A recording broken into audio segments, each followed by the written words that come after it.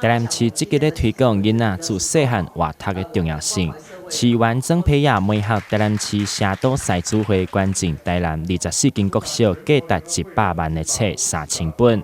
希望会当透过实际的行动来帮助台南市的学生，会当慢慢来培养出好的活读习惯。今天的记者会最主要是推广阅读爱台南。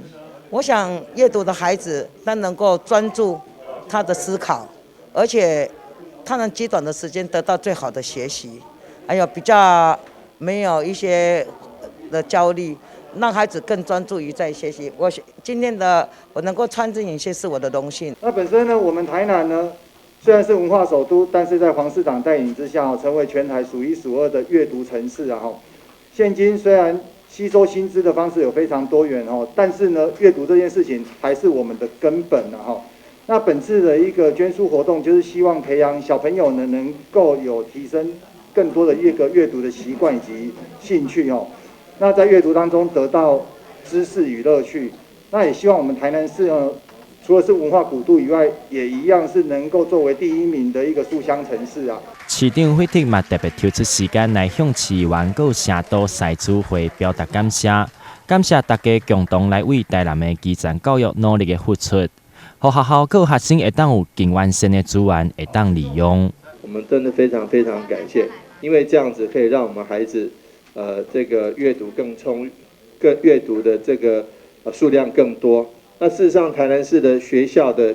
孩子的阅读率在全国是排前面的数1数2，应该都有这样的好的这个成果那我们也谢谢我们成都市执会能够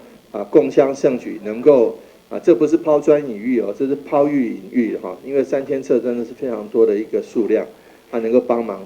提升我们孩子的阅读效率跟阅读的这个兴趣这个都非常感谢。那也代表我们台南市我们187万市民，谢谢成都市执会，还有感谢阿美议员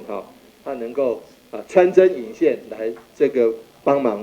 能够促成这件好事。台南伫咧市长不断针对学生的活读大力推动之下，伫咧2020年的教育部图书馆事业贡献奖，带领台南市得到杰出图书馆馆员奖，各有地方首长奖。感谢各界大力支持，让台南的囡仔会当有经济资源来提升市民的活读风气。台南新闻刘品言采访报道。